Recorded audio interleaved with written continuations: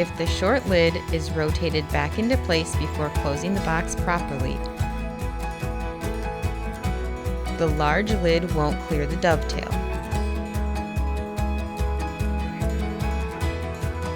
Move the lids around to make the box as long as possible.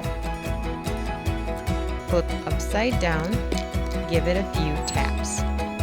Rotate the short lid around, push the large lid in. Flip the box right side up.